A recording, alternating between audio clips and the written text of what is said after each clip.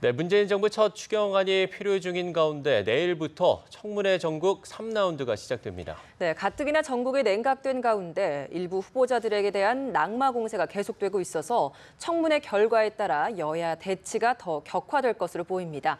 오늘 서양호 두문정치전략연구소 소장, 허성우 국가디자인연구소 이사장 두 분과 함께 정치권 소식 살펴보겠습니다. 어서 오세요. 안녕하세요. 네.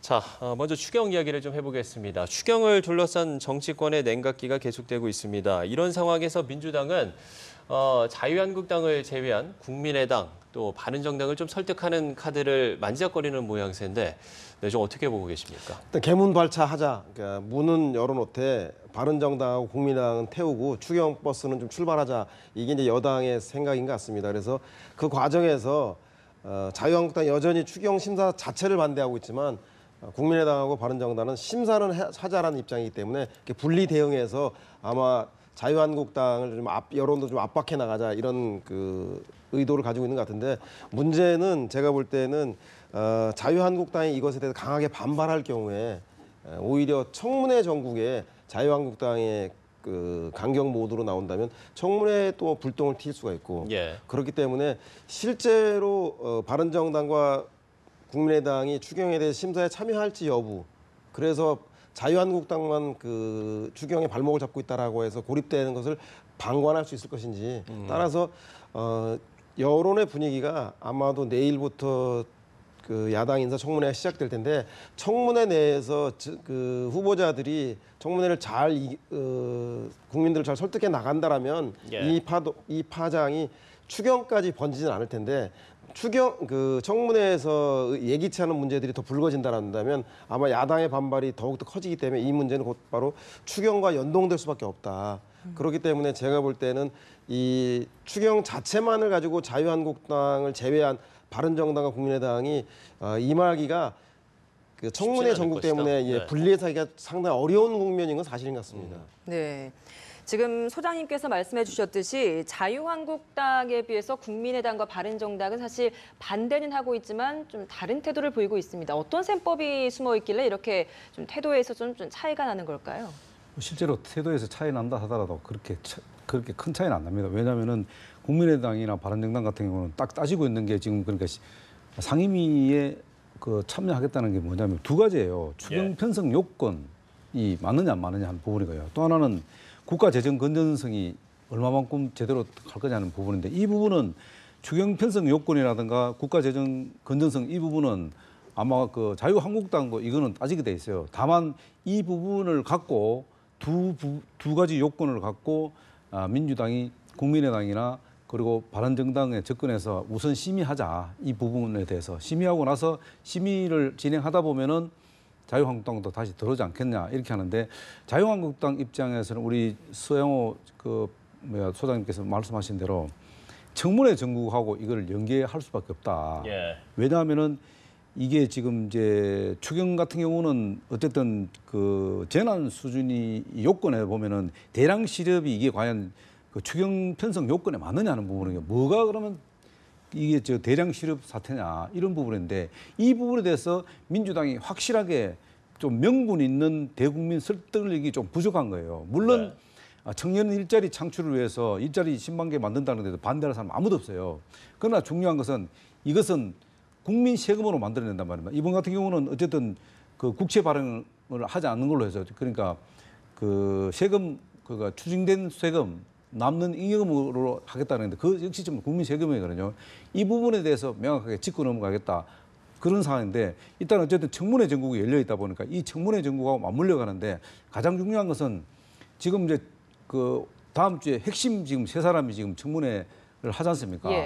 이 부분에 대해서 어쨌든 지금 청와대나 민주당 입장에서 철회라든가 뭔가를 양보를 일단 해주면은 아마 추경하고 맞물려서 돌아가는데 어쨌든 조대 지금 노동부 그 장관 내정의 김상곤 그다음에 조영무 이런 사람들이 너무 지금 부적격 사항들이 너무 많이 나타나니까 이 부분을 끝까지 민주당이 그 청문회에서 계속 밀어붙인다면은 결국은 추경까지도 맞물려서 파행될 수밖에 없다. 어떻게든 보면은 이게 지금 18일째 국회 상임위조차 지금 일정을 못 잡고 있는 거거든요. 문제는 틀림없는 거예요. 틀림없지만은 일단 그렇다고 해서 추경을 자유한국당에서 무조건 그럼 하자 국민 여론 때문에 이렇게 할 수는 없을 것이다. 그렇기 때문에 어쨌든 청문회 이 기간 동안에 네. 뭐 세 사람이든 세 사람 중에 두 사람이든 하여튼 우리가 볼 때는 정말 국민 눈높이에 맞는 해명이 나오지 않으면은 무조건 세 사람은 부적격으로 갈 수밖에 없다. 이렇게 보는 거죠. 일단 다음 주에 청문회 일정이 중요하다 이렇게 볼 수가 그렇죠. 있겠군요. 네, 뭐 말씀처럼 야당에서 좀 강한 공세를 좀 예고를 하고 있습니다. 어떻게 전망을 하십니까? 뭐 1라운드 김상조 강경화는 그 야당이 재미를 좀 못 받고 그 야당의 표현에 의하면 2라운드에 안경환 법무장관 후보자를 자진 사퇴시킴으로써 야당이 그 청문회 전국에서 진가를 발휘했는데 이제 3라운드가 이제 그 다음 주부터 마에 28, 29, 30 3일간인데요. 28일 날은 그 송영무 장관 그리고 29일 날은 김상곤, 30일 날 조대엽 노동부 장관 후보자 청문회 잇따라 매일같이 열리게 됩니다. 화요일부터. 예. 그래서 아마 야당은 이 문제에 대해서 언론의 의혹을 기반으로 해서 사전 언론 자료를 그 배포하면서까지 총 공세를 하고 있는데 네.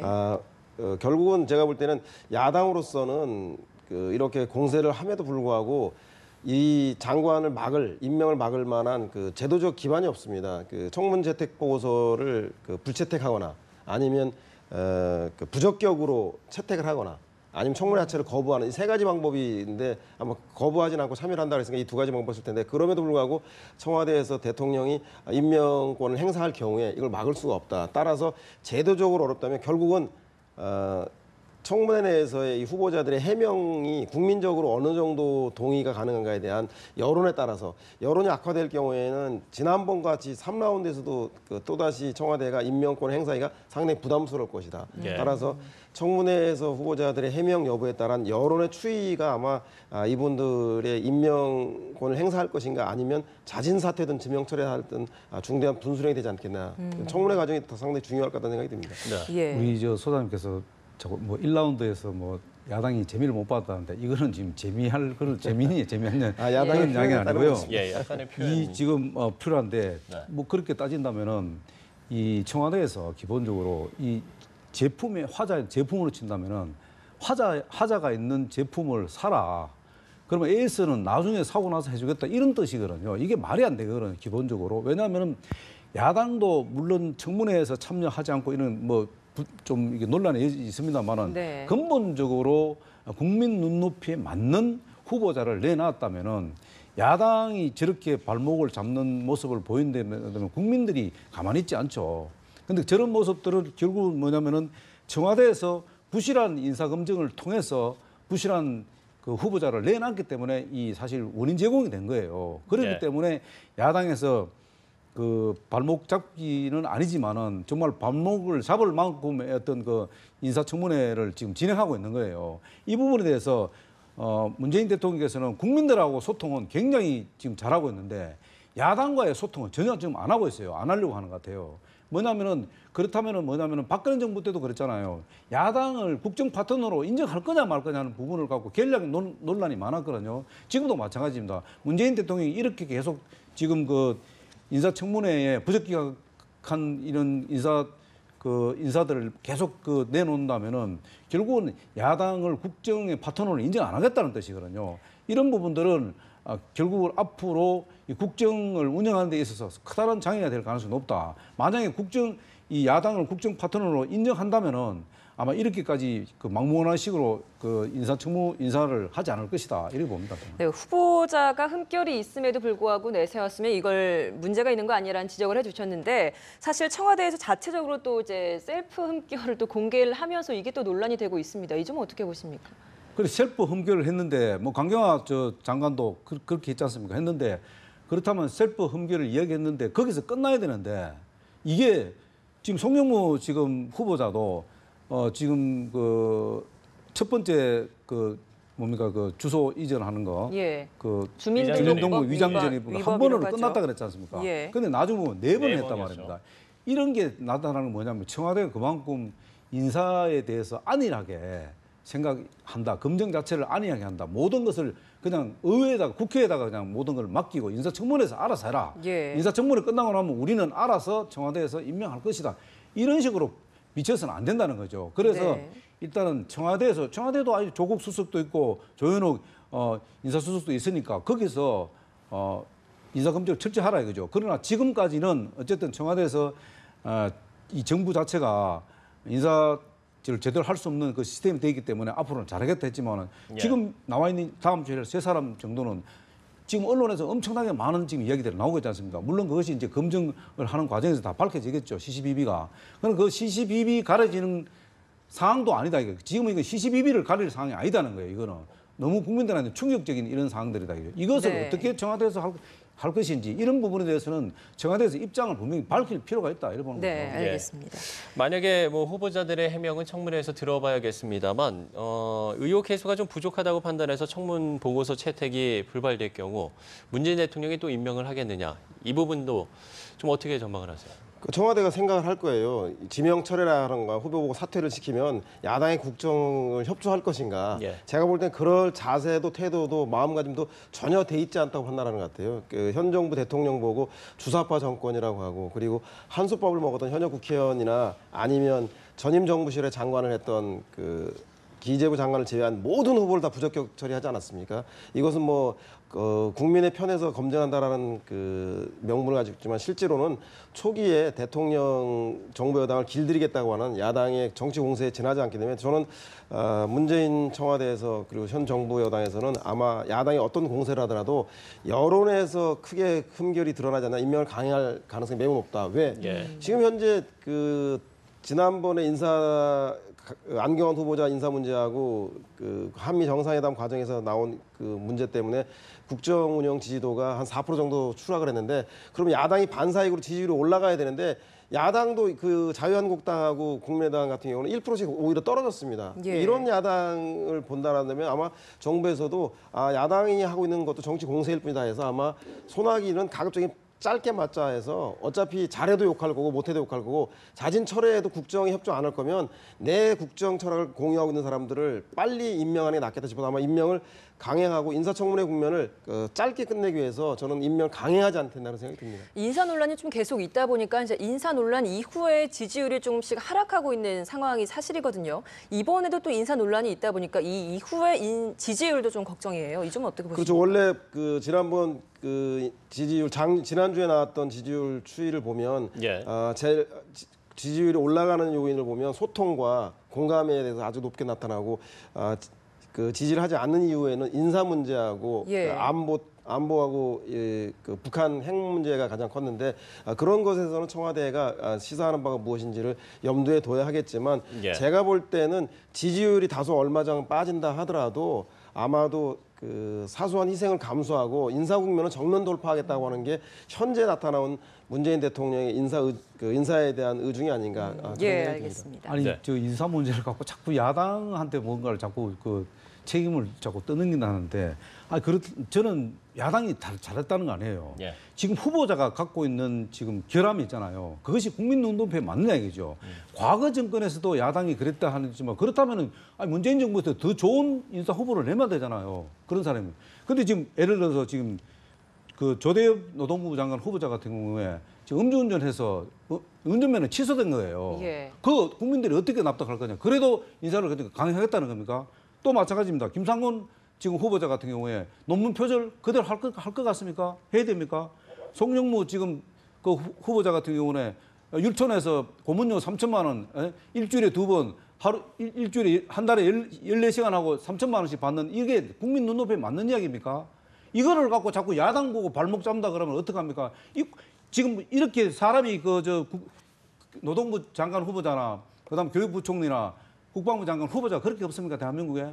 코드 인사를 하려고 하는 이런 문제가 생기는 거예요. 거기에 대해서 야당이 견제를 하겠다는데 야당이 견제도 안 하고는 야당이 만세만 부르고 있는 겁니까? 그거는 야당의 역할을 원치 않는 거죠. 국가라는 게 뭡니까? 야당이 왜 있습니까? 여야가 균형 있게 발전하기 위해서는 야당이 있어야 되는 거예요. 그래서 제가 얘기하는 거예요. 야당 보고 자꾸 발목 잡도 하지 말고 좋은 후보자 내놔라는 겁니다. 그럼에도 불구하고 야당이 발목 잡으면 그거는 국민이 해초를 드는 거죠. 그러니까 잘못 잡는데 좋은 발목 잡고 나쁜 발목 잡는 게 어디 있겠습니까? 제가 볼 때 지금 그 이사장님, 허 이사장님이 하신 말씀 중에서도 상당히 위험한 발언이 많은데 그 김상곤 후보자의 경우도 표절로 확정된 바 없습니다. 서울대 논문심사위원회에서도 부적합이면 표절인 거고 부적합은 아니다. 부적절, 즉 예. 그 인용 부분에서 표시를 하지 않았다고 하는 그 문제를 삼았을 뿐이고 표절 문제만 해도 김상곤 후보자가 논문을 작성할 때는 이 표절에 대한 기준이 마련되지 않은 시절이기 때문에 이건 청문 과정에서 시시비비를 가려봐야 될 것 같고요. 물론 조대 후보자 같이 명명백백하게 음주운전을 한 문제에 대해서는 저는 재론의 여지가 없다고 보고 청문 예. 결과 끝나고 나서 여론의 추이에 따라서는 그 진퇴를 가름해야 될 거라는 생각이 들지만 나머지 후보자에 대해서 일방적으로 지금 언론의 의혹 보도라든가 야당의 의혹에 대한 제기를 기정사실인 것처럼 하면 안 될 것 같고요. 그 청문회 과정에 대한 해명, 진솔한 해명을 들어보고 용납할 수준인지 아니면 위법하고 불법한 사안인지에 대해서는 청문위원들과 국민들이 판단해야 될 것 같다는 생각이 듭니다. 예, 한 가지만 일단 더 말씀드릴게요. 알겠습니다. 아이고. 지금 이제 뭐 후보자가 물론 이제 청문회에서 더 이제 갈아져야 되겠지만은 예. 김상곤 지금 후보자 같은 경우는 그 양반이 그분이 지향하는 교육 목표가 뭐냐면 그 서민 교육을 지향했단 말입니다. 그럼 본인은 지금 딸 3명을 전부 다 강남 상구에서 교육을 다 시켰다고요. 그렇다면 교육부총리가 갖는 의미가 뭡니까? 균형 감각을 잡아야 됩니다. 근데 그분은 지금 그 논문 표절뿐만 아니고 이게 지금 그 편향적인 사고까지 갖고 있단 말입니다. 본인은 그러면은 교육부총리를 하면서 누구든지 대한민국의 사람들은 지금 최순실 씨 때문에 지금 국정농단이 되는데 최순실 씨하고 다른 게 뭐가 있냐고요. 누구든지 좋은 자식들은 좋은 데서 교육시키고 싶어 하죠. 그러나 자기 자식은 괜찮고 남한테 왜 엄격한 잣대를 들이대냐 이 말이죠. 모든 게 그렇다고요. 송영무 지금 저 국방부 장관도 마찬가지거든요. 예. 본인은 그 괜찮은데 왜 남한테는 엄격한 잣대를 들이냐 이런 것들이 지금 여러 가지 언론을 통해서 지금 나타나고 있잖아요. 그래서 이런 사람들이 왜 굳이 이런 사람들을 내세워야 되느냐. 국방부 장관 특혜 같은 경우는 국방부 장관이 갖는 의미라는 것은 굉장히 중요한 자리이지 않습니까? 우리 군을 50만 군을 통솔했는데 이런 분들이 군을 통솔하겠습니까 이거? 네. 그래서 알겠습니다. 야당에서 이야기 지적하는 거죠. 네, 알겠습니다. 이 두 분만 해도 지금 이 의견을 놓고 굉장히 많이 분분하게 엇갈리고 있는데 다음 주로 다가온 인사청문회는 더 굉장히 치열할 것으로 예상됩니다. 오늘 두 분 말씀 여기까지 듣겠습니다. 고맙습니다. 고맙습니다.